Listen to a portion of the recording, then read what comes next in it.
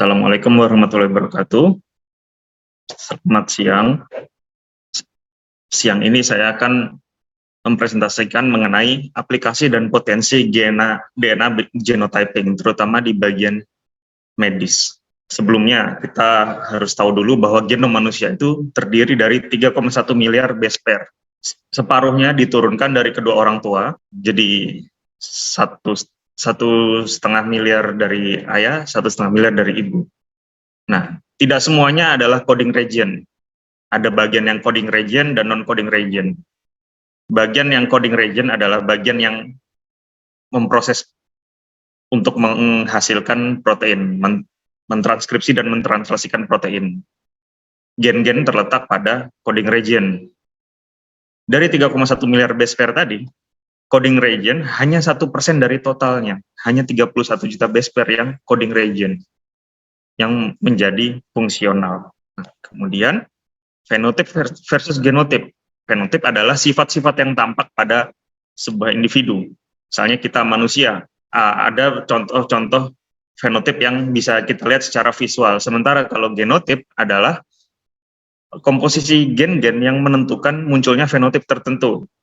Biar lebih mudah, contoh fenotip seperti yang konvensional, warna mata, tinggi badan, warna kulit, itu dipengaruhi oleh genotip. Nah, tapi contoh fenotip yang unik, penelitian baru ini menunjukkan bahwa ketahanan mental, ekstroversi atau introversi seseorang, bahkan insomnia pun juga dipengaruhi oleh genetik.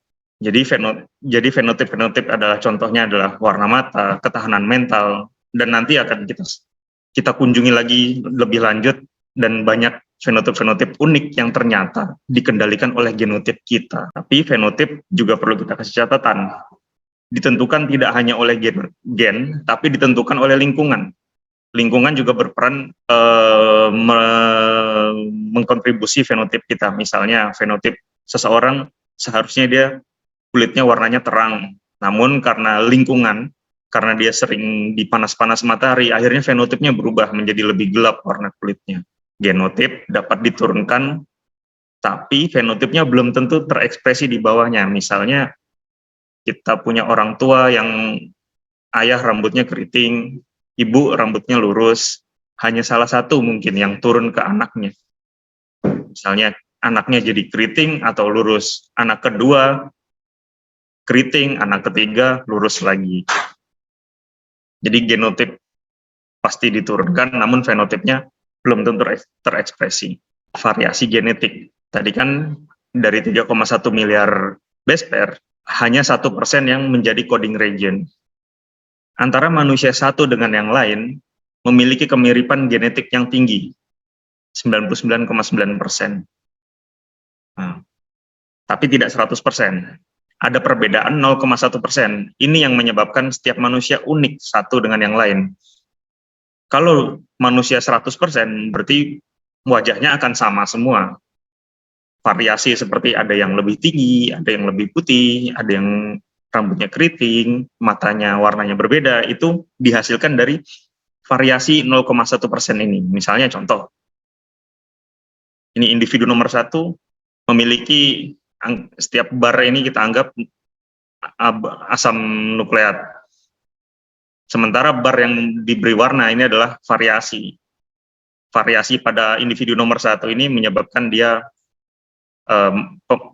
matanya mungkin punya kecenderungan untuk miopi, dan individu nomor 2 ada variasi lain yang menyebabkan tinggi badannya menjadi lebih tinggi atau lebih rendah, dan orang ketiga jadi lebih resisten terhadap sensasi pedas. Nah, variasi genetik yang paling sering terjadi di manusia umumnya berupa single nucleotide polymorphism atau SNP. Merupakan jenis variasi yang paling berkontribusi terhadap variasi genetik manusia. Jadi variasi 0,1% tadi didominasi oleh SNP. SNP dapat mengubah sequence DNA dan juga dapat mengubah susunan asam amino yang terbentuk nantinya setelah translasi. Contohnya adalah, ini ada 4 individu, semua sekuensnya sama kecuali di sini terjadi perbedaan.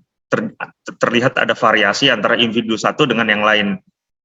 Perbedaan inilah yang mungkin membuat individu 1, 2, 3, dan 4 rambutnya beda. Ada yang keriting, ada yang ikal, ada yang lurus sekali. SNP berkontribusi terhadap karakter manusia, karakteristik manusia. Tadi kita sudah mengetahui variasi, tetapi kita juga harus tahu beberapa variasi genetik juga berpengaruh terhadap resiko seseorang terkena penyakit tertentu atau memiliki karakteristik tertentu. Biasanya varian efek atau kita sebutnya varian risiko. Untuk varian yang berhubungan dengan penyakit, kita akan nyebutnya varian risiko. Bisa jadi ada orang yang memiliki varian risiko sehingga memiliki risiko lebih tinggi terhadap penyakit tertentu. Bisa jadi seperti individu 2 dan 3 ini tidak memiliki varian risiko. Bagaimana peneliti bisa mengetahui varian risiko? Jadi ini adalah penelitian yang sangat besar dan biasanya kompilasi dari ratusan penelitian. Selalu case control study. Kita akan memiliki kelompok individu yang sehat dan juga kelompok individu dengan penyakit atau kondisi tertentu. Setelah itu, semua kelompok ini akan di genotype sehingga kita mendapatkan base datanya. Dan untuk mendapatkan ini bisa membutuhkan ribuan orang dari kelompok sehat dan ribuan orang dari kelompok sakit.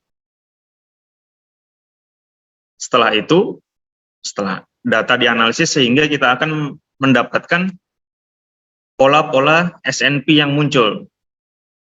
Ada beberapa SNP yang lebih sering muncul pada kelompok yang sakit, sehingga kita dapat mengetahui bahwa SNP tersebut berkontribusi terhadap naiknya risiko orang terhadap penyakit tertentu.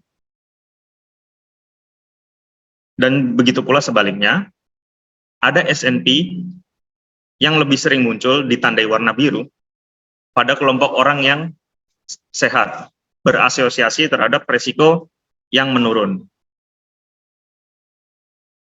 Untuk yang abu-abu ini, artinya mereka tidak memberikan efek kepada kondisi penyakit. Yang memberikan efek hanya yang merah atau yang biru. Kemudian, setiap SNP memberikan efek yang berbeda terhadap sebuah kondisi. Ada yang memberikan efek sangat kuat, ditandai dengan warna yang lebih gelap, impact-nya berarti lebih besar, dan yang lebih samar, impact-nya kecil. Nah, supaya bisa mendapatkan SNP tadi, kita harus melakukan genotyping. Genotyping kita akan bisa mendapatkan SNP yang nantinya setelah dianalisis bisa mengetahui apakah ada perubahan fenotip pada orang tersebut. Biasanya sampel kita ambil buccal swab, jadi tidak menggunakan swab yang orofaring atau nasofaring, buccal swab saja di pipi, tidak menyakitkan. Kemudian kita akan proses genotyping menggunakan bead chip. Bead chip yang tersedia ada banyak macamnya. Setelah dianalisis, kita akan mendapatkan data luaran mesin berupa genotype seseorang, seperti di gambar yang paling kanan. Data genotype ini, kita masih belum bisa menarik kesimpulan karena masih berantakan, dan alel-alel yang tidak berhubungan dengan kondisi itu masih ada. Makanya kita akan saring alel-alel yang tidak berhubungan, yang berwarna abu-abu, kita akan mengambil yang biru, efek alel yang risiko dan yang non-risiko, yang meningkatkan risiko dan mengurangi risiko. Setelah analisisnya menggunakan metode polygenic risk scoring, kita akan mendapatkan ternyata sampel tadi antara alel yang menurunkan resiko dengan menaikkan resiko itu seimbang, sehingga dia jatuh di average risk, resikonya rata-rata, karena saling menghilangkan antara yang menaikkan resiko dengan yang menurunkan resiko.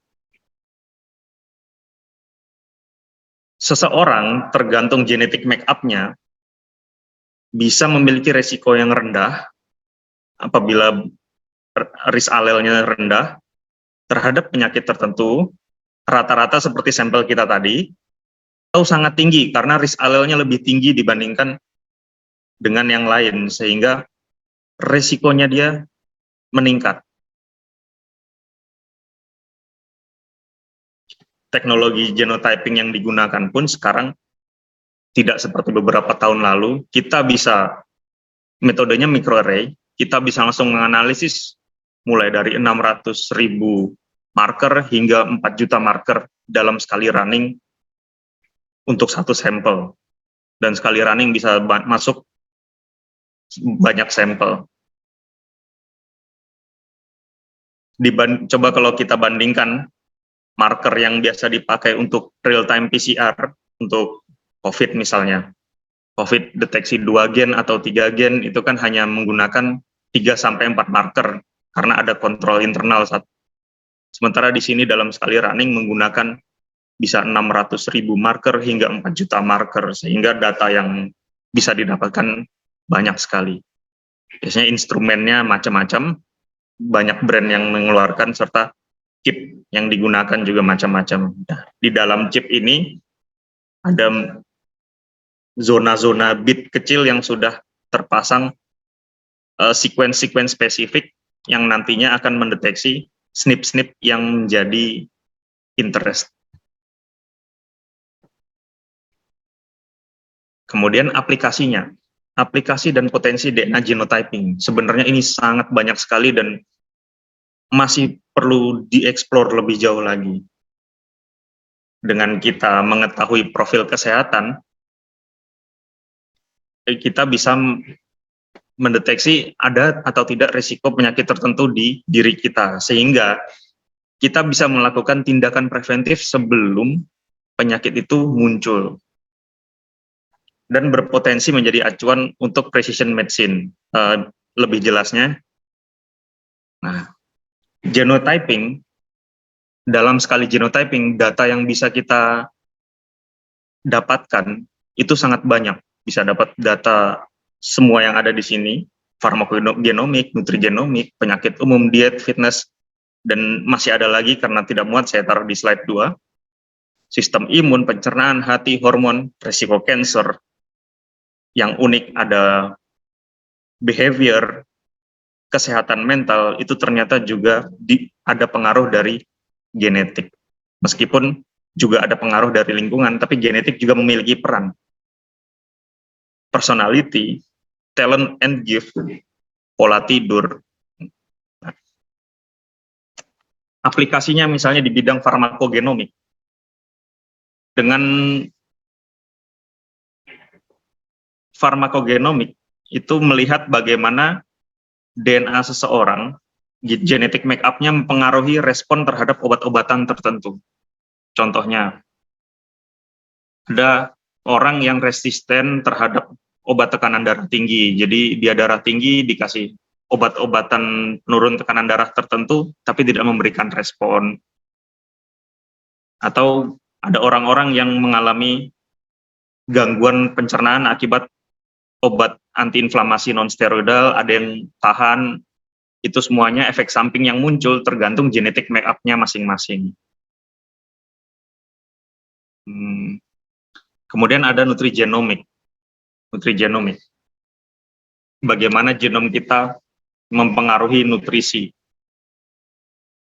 Ini menyangkut kadar lemak, kadar vitamin, metabolisme vitamin tertentu. Kadang ada orang yang karena metabolisme yang tidak sempurna, defisiensi B1, jadi harus disuplemen. Kemudian ada juga risiko-risiko seseorang terhadap penyakit umum, penyakit seperti GERD. Kita juga bisa melihat seberapa besar risiko kita terhadap diabetes, terhadap asma, hipertensi, dan di diet. Kita juga bisa mendapatkan informasi diet yang cocok dengan genetik makeup kita. Seperti pola komposisi diet yang cocok tuh apakah saya cocok tinggi lemak, tinggi protein. Nah, untuk teman-teman yang suka ngopi, apakah saya cocok minum kopi? Biasanya orang yang cocok minum kopi karena metabolisme kafeinnya tinggi. Kemudian juga ada kecenderungan obesitas, apakah saya memiliki resiko kecenderungan obesitas yang tinggi atau rendah. Dan ada juga kecenderungan orang bisa atau tidak mengontrol selera makan. Ada orang yang bisa tahan lapar, ada orang yang kalau lapar sedikit harus segera makan. Kemudian ada juga fitness.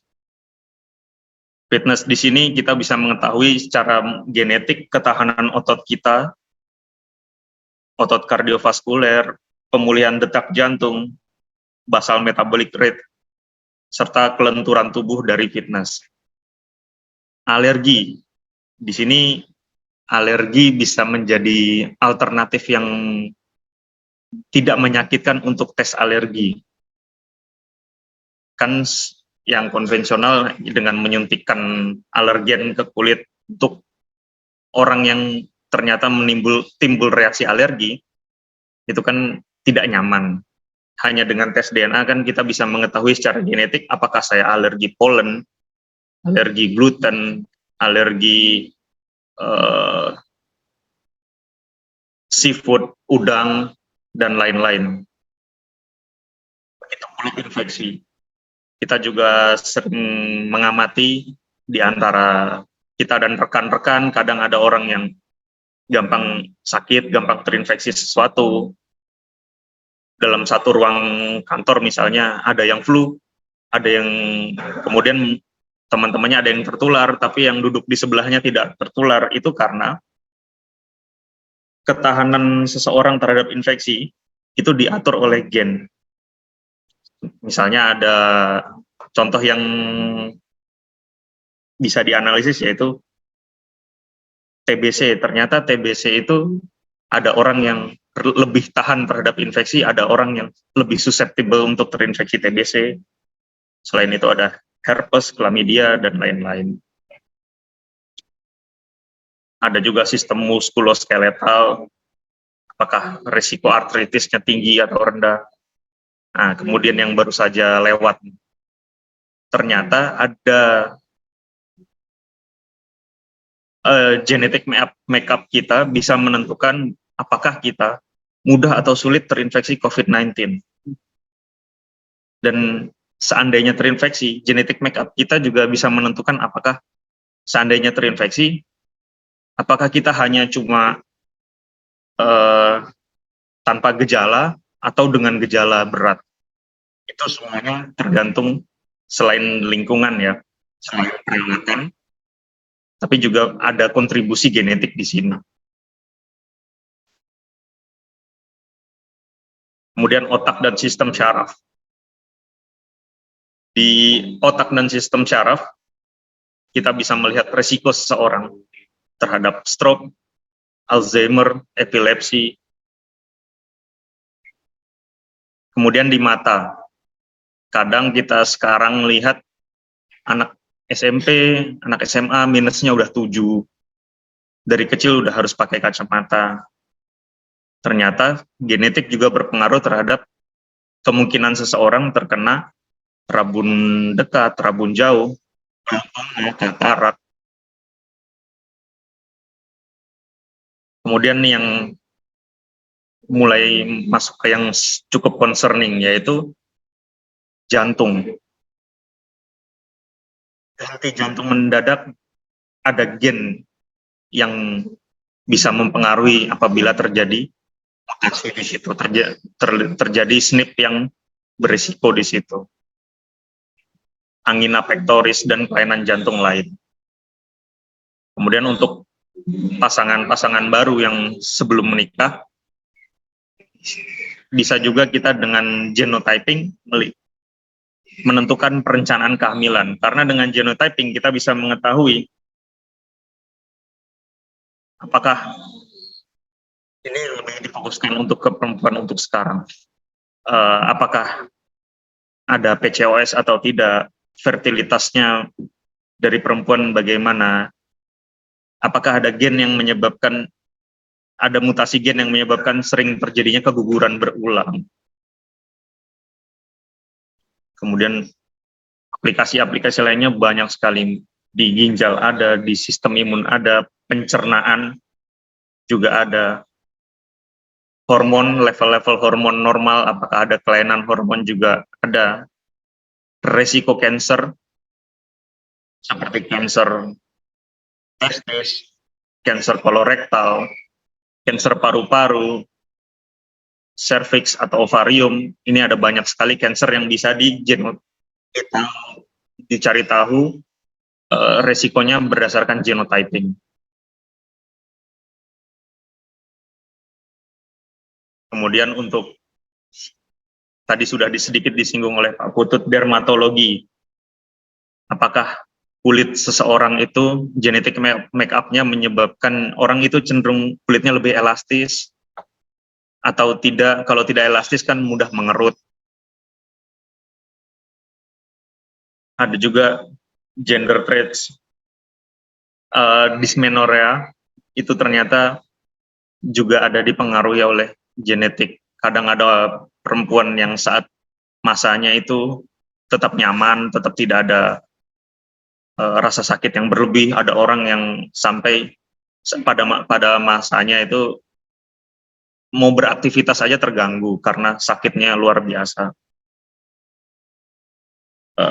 Untuk laki-laki ada juga genetik itu mempengaruhi disfungsi ereksi atau malah azoospermia.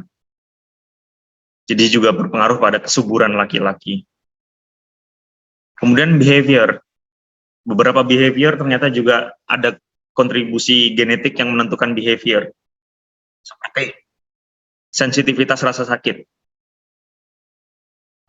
Ada orang yang tahan terhadap sensasi sakit, ada orang yang tidak tahan. Bahkan ada orang-orang tertentu yang secara alami biasanya rambutnya warnanya merah. Itu saya pernah baca, sampai anestesi aja dia butuh jumlahnya double atau di atas double dari orang normal karena resisten. Kemudian di behavior itu juga ada kecenderungan seseorang mengalami ketergantungan minuman beralkohol, kecenderungan seseorang ketergantungan terhadap nikotin, dan juga untuk teman-teman yang suka ngopi, cocok atau tidak minum kopi. Apakah seseorang itu bisa minum kopi atau enggak bisa ditentukan dari DNA-nya. Orang yang cocok minum kopi biasanya metabolisme kafeinnya cepat. Jadi dia tidak ada masalah. Sementara untuk yang metabolisme kafeinnya lambat, minum kopi sedikit, dadanya berdebar, jantungnya berdebar.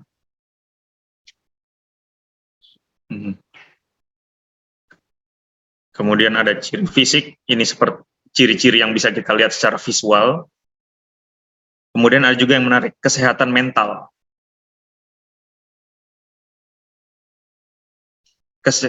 Gangguan mental kan disebabkan karena ada chemical di otak yang mengalami gangguan.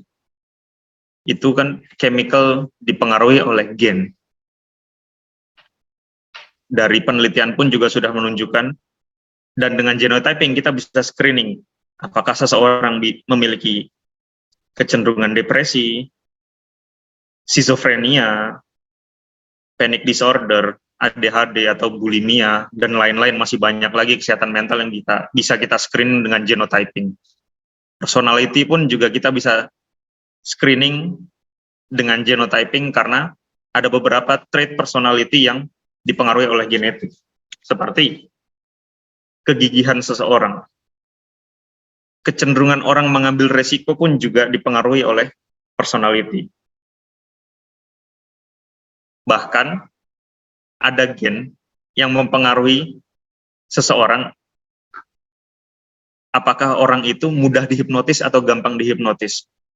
Risetnya ada, bisa dicari. Kerentanan hipnotis itu juga salah satunya dikontribusi oleh genetik seseorang. Talent and gift. Ini juga menarik. Bisa kita gunakan genotyping untuk screening, misalnya ada pasangan yang baru punya anak, pengen melihat secara genetik talentnya seseorang, anaknya itu apa. Kita bisa melihat dengan screening kreativitasnya mereka, daya ingat jangka pendeknya, daya ingat jangka panjangnya, hubungan penurunan daya ingat akibat penuaan. Jadi seiring menua, ingatan kan makin berkurang, tapi lajunya ternyata cepat atau lambatnya dikendalikan oleh genetik. Kemudian tidur, pola tidur, apakah misalnya kadang ada teman-teman yang lebih suka kalau aktivitas malam atau lebih suka aktivitas siang, pola tidur yang nokturnal atau diurnal itu juga dikendalikan oleh genetik. Nah, dari sekian banyak ini bisa banyak yang bisa dimanfaatkan untuk, terutama untuk yang penyakit, untuk menjadi acuan apakah ada resiko seseorang terhadap penyakit tertentu sehingga bisa dilakukan tindakan preventifnya. Namun ini juga perlu